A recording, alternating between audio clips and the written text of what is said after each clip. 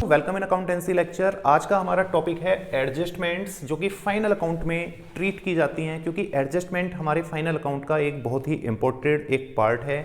अगर हम financial adjustment closing के टाइम पे जब फाइनल अकाउंट बनाते हैं उस समय अगर फाइनेंशियल एडजस्टमेंट को हम ट्रीट नहीं करते हैं, फाइनेंशियल एडजस्टमेंट का मतलब है जो अनसेटल्ड अकाउंट हैं ड्यूरिंग द ईयर, उनको अगर हम ट्रीट नहीं करते हैं at the time of making final account, तो कभी भी हमारा फाइनेंशियल जो अकाउंट है या फाइनल अकाउंट है वो कभी भी सही पिक्चर बिजनेस की दिखाई नहीं पाएगा।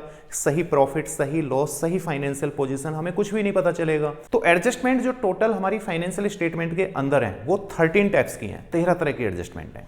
तो मैं यहाँ पे ना आपको एक बहुत स्टैंडर्ड सी टेबल के थ्रू, जिसमें name of adjustment, back to back 13 की 13 adjustment plus treatment of adjustment in financial statement, हर एडजस्टमेंट का फाइनेंशियल स्टेटमेंट के अंदर क्या इंपैक्ट आएगा वो मैं आपको बताने वाला हूं। तो बताने से पहले मैं आपको बता दूं कि जितनी भी एडजस्टमेंट हैं, हर एडजस्टमेंट के 2 इंपैक्ट पड़ते हैं फाइनेंशियल अकाउंट के अंदर। अगर आप यहां पे देखेंगे ना, नोटिस करेंगे जैसे कि 1 2 3 4 मैंने 4 एडजस्टमेंट यहां पे लिखी हुई हैं, तो हर एडजस्टमेंट के सामने 1 2 1 2 1 2 1 2 दो ट्रीटमेंट हैं। एक ट्रीटमेंट नॉर्मली इनकम स्टेटमेंट की तरफ आता है। इनकम स्टेटमेंट का मतलब होता है ट्रेडिंग अकाउंट या प्रॉफिट एंड लॉस अकाउंट, और दूसरा इंपैक्ट आता है पोजिशनल स्टेटमेंट की तरफ। दूसरा इंपैक्ट पोजिशनल स्टेटमेंट का मतलब होता है जो कि आपका बैलेंस शीट है। अब क्योंकि जब हमारे सामने फाइनल अकाउंट का क्वेश्चन आएगा एग्जामिनेशंस में, तो वो 2 पार्ट में डिवाइड होगा। पहले एक आपको टेबल मिलेगी जिसको बोलते हैं ट्रायल बैलेंस। तो ट्रायल बैलेंस में जितने भी सेटल्ड अकाउंट हैं वो लिखे होते हैं अपने अमाउंट के साथ, और जितने भी अनसेटल्ड अकाउंट हैं कभी भी वो ट्रायल बैलेंस के अंदर नहीं होंगे, वो नीचे लिखे होंगे पॉइंट्स में, 1 2 3 पॉइंट्स बनाकर, जिनको हम एडजस्टमेंट बोलते हैं। हर क्वेश्चंस में 4 से 5 एडजस्टमेंट आती हैं। अगर आप ये 13 एडजस्टमेंट समझ लेते हैं अच्छी तरीके से, तो मैं जहां तक समझता हूं कि कोई भी फाइनल अकाउंट का क्वेश्चन आपके लिए टफ नहीं होगा। तो चलिए टाइम बिना खराब किए हुए एक एक करके इनको डिस्कस कर लेते हैं। सबसे पहले आपको एक एडजस्टमेंट मिलती है क्लोजिंग स्टॉक। क्लोजिंग स्टॉक का सीधा सा ट्रीटमेंट है ट्रेडिंग अकाउंट के क्रेडिट साइड में, बैलेंस शीट के असेट्स की तरफ। क्लोजिंग स्टॉक से रिलेटेड 2 और कंडीशंस आती हैं। नंबर 1, क्लोजिंग स्टॉक कई बार एडजस्टमेंट में नहीं होता। क्लोजिंग स्टॉक कई बार ट्रायल बैलेंस के अंदर मिलता है, नॉर्मली नहीं मिलता, नॉर्मली एडजस्टमेंट में ही आएगा। लेकिन एक्सेप्शनली कई बार ये ट्रायल बैलेंस के अंदर भी क्लोजिंग स्टॉक लिखा होता है, तो उस वक्त आप क्लोजिंग स्टॉक को एडजस्टमेंट कंसीडर ना करके नॉर्मल अकाउंट कंसीडर करेंगे और इसको जो है बैलेंस शीट के असेट्स में दिखाएंगे, ट्रेडिंग अकाउंट के क्रेडिट साइड में नहीं दिखाएंगे। कब? जब ये ट्रायल बैलेंस के अंदर आता है। अगर बाहर आता है ट्रायल बैलेंस से तो यही सेम ट्रीटमेंट होगा। दूसरा, कई बार क्या होता है कि क्लोजिंग स्टॉक की 2 वैल्यूज दे रखी होती हैं, एक बुक वैल्यू, एक मार्केट वैल्यू। तो दोनों वैल्यूज में जो कम वाली वैल्यूज है उसको आप इन दोनों जगह पर दिखाएंगे ट्रीटमेंट देते वक्त। अब इसके बाद अगर आपका आउटस्टैंडिंग एक्सपेंसेस है, आउटस्टैंडिंग एक्सपेंसेस वो एक्सपेंसेस होते हैं जिनको बिजनेस समय से सेटल नहीं कर पाता या पे नहीं कर पाता, तो ऐसे एक्सपेंसेस को हम 2 जगह पर ट्रीट करते हैं। जैसे पहला पॉइंट है ट्रेडिंग अकाउंट या प्रॉफिट एंड लॉस अकाउंट के डेबिट साइड में। अच्छा, जितने भी एक्सपेंसेस से रिलेटेड एडजस्टमेंट हैं, एक्सपेंसेस से रिलेटेड, वो सब डेबिट साइड में ट्रीट होती हैं, और इनकम से रिलेटेड जितनी भी एडजस्टमेंट हैं वो सब की सब क्रेडिट साइड में ट्रीट होती हैं, क्योंकि इनकम जो है क्रेडिट साइड में आती है तो उसका ट्रीटमेंट भी क्रेडिट साइड में होगा। एक्सपेंसेस डेबिट साइड में आता है तो उसका ट्रीटमेंट भी डेबिट साइड में होगा। अब मैंने यहां पे ट्रेडिंग और प्रॉफिट एंड लॉस अकाउंट इसलिए लिखा बच्चों, क्योंकि यहां पे ये नहीं पता कि आउटस्टैंडिंग एक्सपेंसेस डायरेक्ट है या इनडायरेक्ट है। अगर डायरेक्ट कैटेगरी में है, वेजेस, कैरेज वगैरह, तो भाई ट्रेडिंग में दिखाएंगे, और इनडायरेक्ट है जो कि सेलिंग, डिस्ट्रीब्यूशंस या ऑफिस या एडमिनिस्ट्रेशन से रिलेटेड है, तो उसको आप प्रॉफिट एंड लॉस अकाउंट के डेबिट में दिखाएंगे। आउटस्टैंडिंग एक्सपेंसेस से रिलेटेड जो सेटल्ड वाला पार्ट है उसमें हम इसको प्लस करते हैं। जैसे हम यहाँ पे एक एग्जांपल ले लेते हैं आउटस्टैंडिंग एक्सपेंसेस का। मान लो हमें अपने स्टाफ को 1 लाख रुपए सैलरी बनती है और वो देनी है पर्टिकुलर फाइनेंशियल ईयर में। हमने 70,000 रुपीज उनको सैलरी हैंड ओवर कर दी, मतलब दे दी, और 30,000 बिजनेस अभी नहीं दे पाया, तो 30,000 एडजस्टमेंट में चला गया क्योंकि वो अनसेटल्ड है, और 70,000 जो है वो आपका किधर चला गया बच्चों? सेटल्ड, मतलब ट्रायल बैलेंस के अंदर। तो आपने एक्रूअल कॉन्सेप्ट के हिसाब से आपको वो एक्सपेंसेस दिखाना है जो उस पर्टिकुलर ईयर में हुआ, आइदर सेटल और नॉट, चाहे वो आपने उसको सेटल कराओ या ना कराओ, लेकिन 1 लाख रुपए पूरा दिखाना है। 1 लाख रुपए दिखाने के लिए आप क्या करेंगे? 70,000 जो सेटल्ड है उसको पकड़ेंगे, जो ट्रायल बैलेंस में है 30,000 वो उठाएंगे एडजस्टमेंट में से, दोनों को प्लस करेंगे, 1 लाख रुपया कर देंगे। तो इसीलिए हम add with the related expenses, outstanding expenses को जिससे भी रिलेटेड है उसमें प्लस कर देते हैं और उसको पूरा एक्सपेंसेस फुल एक्सपेंसेस में कन्वर्ट कर देते हैं।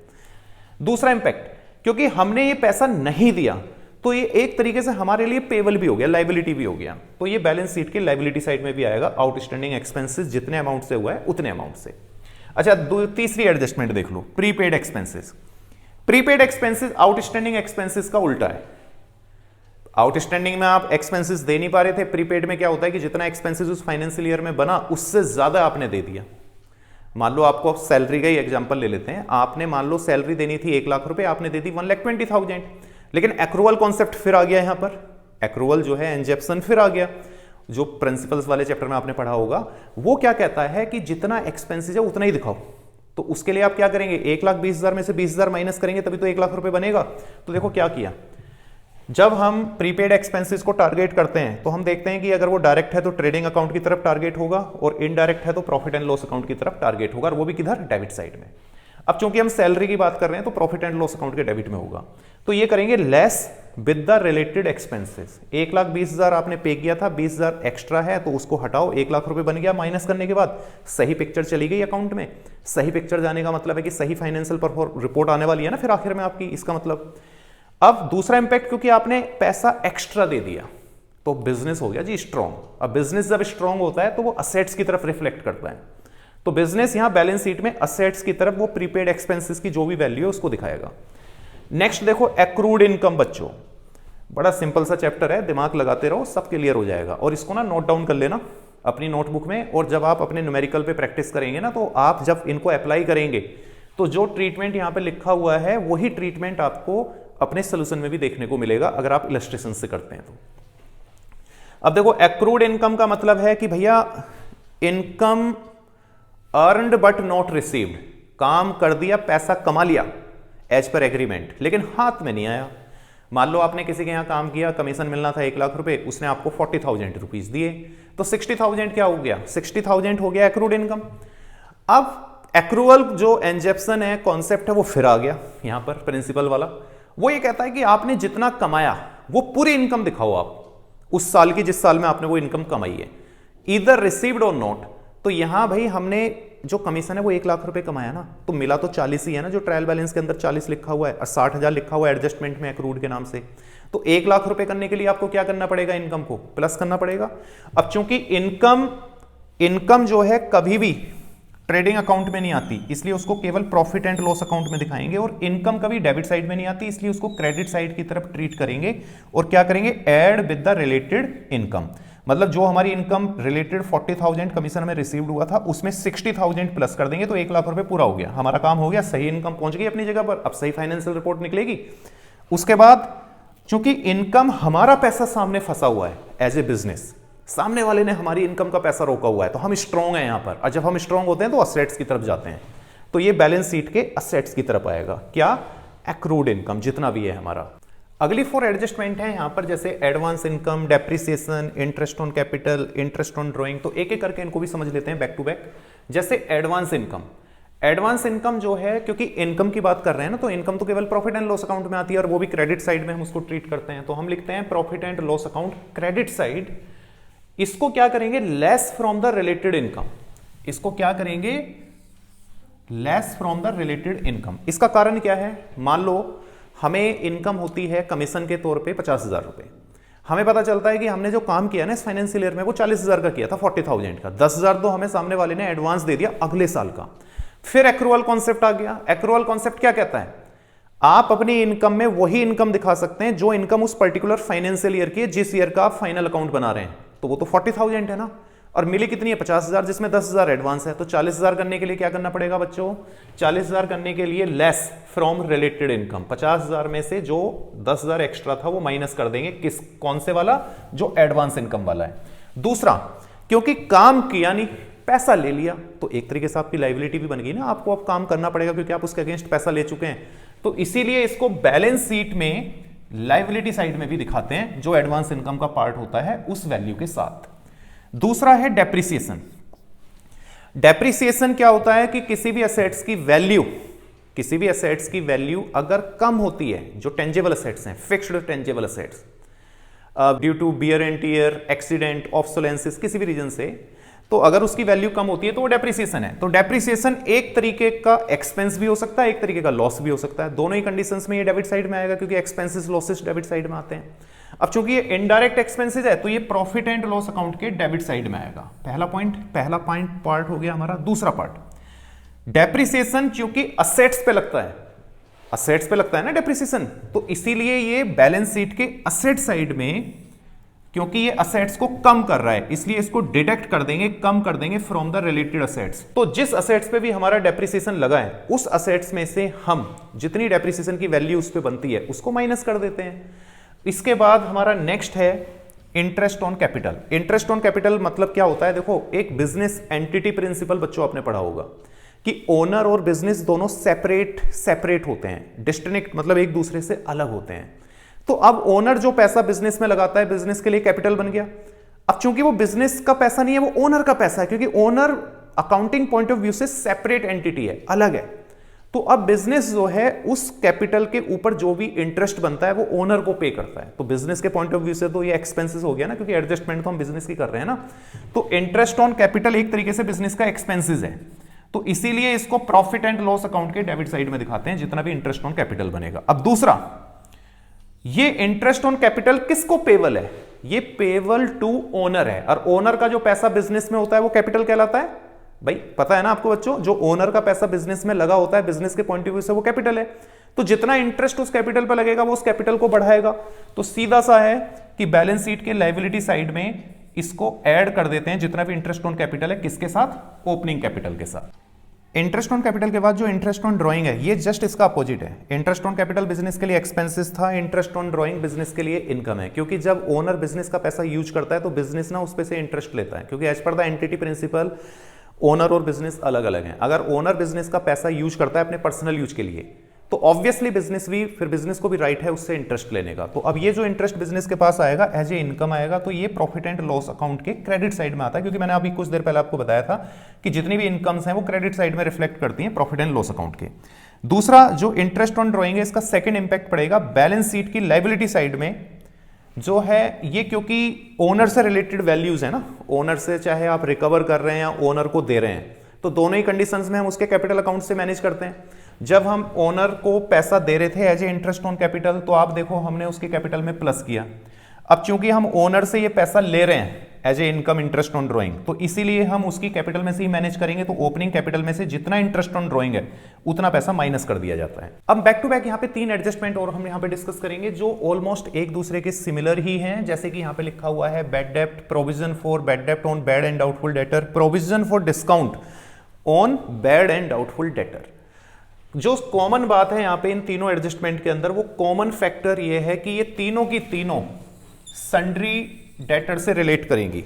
तीनों की तीनों किससे रिलेट करती हैं, डेटर से रिलेट करती हैं। अब एक एक करके इनका ट्रीटमेंट भी देख लेते हैं बच्चों। बैड डेप्ट्स, बैड डेप्ट्स वो पैसा है जो बिजनेस को कभी वापस नहीं मिल पाता डेटर से। इसका मतलब अगर हम थोड़ा सा मीनिंग में जाएं तो हम बोल सकते हैं कि sometime few debtors are not able to pay business dues in full and final conditions because of their death, missing और इंसॉल्वेंसी। अगर किसी डेटर की डेथ हो गई तो पैसा डूब गया, नुकसान हो गया। तो इसका मतलब ये हुआ कि ये जो बैड डेप्ट है ना ये लॉस है। और लॉस जितने भी होते हैं हमारे जो खास तौर से इनडायरेक्ट कंडीशंस में आते हैं, इनडायरेक्ट एक्सपेंसेस या इनडायरेक्ट लॉसेस की कैटेगरी में आते हैं, वो प्रॉफिट एंड लॉस अकाउंट के डेबिट साइड में दिखाते हैं उनको। तो जितना भी बैड डेप्ट होगा वो प्रॉफिट एंड लॉस अकाउंट के डेबिट साइड में आएगा। दूसरा इंपैक्ट, क्योंकि ये किससे रिलेटेड है, डेटर से रिलेटेड है, तो सीधा सा ट्रैक बन गया बैलेंस शीट असेट साइड। जितना बैड डेप्ट लगेगा उतना डेटर कम होगा, तो इसको सीधा सीधा हम डेटर में से माइनस कर देते हैं, deduct from the sundry debtors. तो ये ट्रीटमेंट आपको समझ में आ गया। अब सबसे खास बात तो ये है कि provision for bad debts on bad and doubtful debtor, या कह लीजिए provision for discount on bad and doubtful debtor, इनका भी सेम यही ट्रीटमेंट होगा, same as above same as above. मतलब प्रॉफिट एंड लॉस अकाउंट के डेबिट साइड में, बैलेंस शीट के एसेट साइड में इसको भी डेटर में से माइनस करते हैं, इसको भी डेटर में से माइनस करते हैं। लेकिन इनको माइनस करने का बच्चों एक सीक्वेंस है, ये अभी से समझ लो ताकि आपको आगे कोई कंफ्यूजन ना हो। हम ना एक कंडीशंस को एज्यूम करके इसको समझ लेते हैं। मान लो हमारे बिजनेस में जो डेटर है उनकी वैल्यू है 1 लाख रुपीज। अब 3 एडजस्टमेंट दी हुई है, 1 2 3। पहली एडजस्टमेंट दी हुई है यहां पर, पहली एडजस्टमेंट दी हुई है कि जो बैड डेप्ट है वो ₹10,000 है। दूसरी एडजस्टमेंट दी हुई है कि जो 2% प्रोविजन फॉर डिस्काउंट है, समझते जाना इसको ध्यान से। और तीसरी एडजस्टमेंट दी हुई है 10% क्वेश्चन में प्रोविजन है फॉर बैड डेब्ट्स। तो सर बताओ इसको कैसे सॉल्व करेंगे? सिंपल सा तरीका है बच्चों, ध्यान से देखो। सबसे पहला सीक्वेंस जो 1 लाख रुपीज है, असेट्स की तरफ हम इसको ट्रीट कर रहे हैं। जो 1 लाख रुपीज का डेटर है, इस डेटर में से सबसे पहले बैड डेप्ट माइनस होगा। याद रखना कितना दिया हुआ है, 10,000 माइनस कर दो, बचा कितना, 90,000। अब यहां आपको सीखने वाला पॉइंट है। अब ये जो 2% प्रोविजन फॉर डिस्काउंट है ना, और 10% प्रोविजन फॉर बैड डेप्ट है, हमेशा प्रोविजन फॉर बैड डेप्ट को पहले माइनस करा जाता है, उसके बाद प्रोविजन फॉर डिस्काउंट माइनस किया जाता है। तो प्रोविजन जो 10% है ना बच्चों, ये बैड डेप्ट का, ये 10% इसकी ओरिजिन वैल्यू पे नहीं निकलेगा, ये इस वैल्यू पे निकलेगा जो ऑन द मोमेंट 90,000 है। तो हम यहां पे माइनस करेंगे 10% प्रोविजन फॉर बैड डेप्ट जो कि 9,000 है। तो अब ये जैसे ही हमने माइनस करा तो हमारा 81,000 आ गया। अब तीसरे नंबर पे हम यहां पे, ये सब कुछ हमारा असेट्स की तरफ चल रहा है इनर कॉलम में। हम पहले डेटर में से बैड डेप्ट माइनस कर रहे हैं, फिर जो बैलेंस बचा इसके ऊपर परसेंटेज निकालेंगे। 10% 90,000 का 10% जो कि यहां पे गिवन है प्रोविजन, फिर 81,000 बना। अब इस फाइनल अमाउंट पे हम डिस्काउंट देंगे, डिस्काउंट का प्रोविजन क्रिएट करेंगे। डिस्काउंट का प्रोविजन है 2%, तो हम यहां पे माइनस 2% प्रोविजन फॉर क्या, डिस्काउंट। और 2% इसका कितना होगा, 1620। अब जो भी निकल के आएगा माइनस, उसको फाइनल कॉलम में दिखा देंगे। तो आपने क्या समझा बच्चों अभी? आपने ये समझा कि सबसे पहले आप बैड डेप्ट की जो भी वैल्यू होती है उसको माइनस करते हैं, उसके बाद फिर आप प्रोविजन का परसेंटेज निकालते हैं जो कि बैड डेप्ट के ऊपर गिवन है, वो उसकी बैलेंस वैल्यू पे निकलेगा। और उसके बाद जो फाइनल बैलेंस वैल्यू बचती है उस पे फिर हम लास्ट थर्ड नंबर पे प्रोविजन फॉर डिस्काउंट 2% निकालते हैं। इसकी आप सफलिंग नहीं कर सकते। अगर आपने पहले डिस्काउंट का प्रोविजन निकाल दिया और उसके बाद फिर अगर आप ये बैड डेप्ट वाला प्रोविजन निकालते हैं, क्वेश्चन गलत हो जाएगा आपका। और इन तीनों वैल्यूज को फिर आप प्रॉफिट एंड लॉस अकाउंट के डेबिट में भी दिखा देंगे। और यहां आपने इसको असेट साइड में सन्ड्री डेटर में से भी माइनस कर दिया। आई होप कि आपको समझ में आ गया होगा ये वाला पार्ट। लास्ट में हमें 2 एडजस्टमेंट और डिस्कस करनी है, 12th नंबर 13 नंबर। सबसे मेन बात कि ये दोनों ही एडजस्टमेंट अपने आप में एक्सेप्शनल है। रीजन बताता हूं क्या है, क्यों है ये दूसरी एडजस्टमेंट से अलग क्यों है। जिसमें अगर हम 13 नंबर की बात करें तो आप देख रहे हैं कि अभी तक जितनी भी एडजस्टमेंट थी सबके 2 इंपैक्ट पड़ रहे थे, इसके पड़ रहे हैं 3 इंपैक्ट, 1 2 3। अभी हम बात करेंगे इसके बारे में भी क्यों। और ये वाली जो एडजस्टमेंट है ना, इसके दोनों इंपैक्ट इनकम स्टेटमेंट में पड़ रहे हैं। ट्रेडिंग अकाउंट में पहला इंपैक्ट आ रहा है, दूसरा आ रहा है प्रॉफिट एंड लॉस अकाउंट में। बैलेंस शीट में इसका कोई इंपैक्ट नहीं आया। इससे पहले जो 11 एडजस्टमेंट आपने किए हैं, एक इंपैक्ट पड़ता था इनकम स्टेटमेंट में या तो ट्रेडिंग या प्रॉफिट एंड लॉस अकाउंट में, और दूसरा पड़ता था बैलेंस शीट के अंदर। लेकिन इसमें बैलेंस शीट में कोई भी इंपैक्ट इस वाली एडजस्टमेंट का नहीं आएगा, इसलिए ये दोनों एक्सेप्शनल हैं। अब समझते हैं कैसे। मान लीजिए goods distributed as a free sample, business ने फ्री सैंपल के तौर पर गुड्स डिस्ट्रीब्यूट कर दिया कि लोगों को पता चले कि हम किस प्रोडक्ट में डील करते हैं। तो एक तरीके का एडवर्टाइजमेंट हो गया ना ये, मतलब एडवर्टाइजमेंट एक खर्चा है, एक्सपेंसेस है। तो पहली बात, जो गुड्स आप डिस्ट्रीब्यूट कर रहे हो, गुड्स जब कभी आया था बिजनेस में तो वो परचेज के नाम से रिकॉर्ड हुआ था। जर्नल एंट्री करते वक्त आपने ये सीखा होगा। तो यहां पर जो है ट्रेडिंग अकाउंट के डेबिट साइड में जितना भी गुड्स आप डिस्ट्रीब्यूट करेंगे वो परचेजेस को कम करेगा, इसलिए उसको परचेज में से माइनस किया गया। पहला पॉइंट हो गया, पहला इंपैक्ट हो गया। दूसरा, अब चूंकि जो आप सैंपल डिस्ट्रीब्यूट कर रहे हैं वो एक तरीके का एडवर्टाइजमेंट है, तो ये अपने आप में एक खर्चा हो गया, एक्सपेंसेस हो गया। तो इसीलिए इसको प्रॉफिट एंड लॉस अकाउंट के डेबिट साइड में एज ए एडवर्टाइजमेंट के नाम से दिखाते हैं। अब इस वाले एक्शन में, इस वाली एडजस्टमेंट में ना तो कोई असेट्स पे कोई फर्क पड़ा, ना ही कोई लायबिलिटी पे फर्क पड़ा, इसलिए बैलेंस शीट में इसका कोई इंपैक्ट नहीं आता। अब चलिए सबसे खास 3rd number adjustment, goods lost by the fire, और जो माल जला वो इंश्योर्ड है। तो इसको ना थोड़ा हम एक एग्जांपल लेके समझ लेते हैं ताकि ये एडजस्टमेंट आपकी क्लियर हो जाए।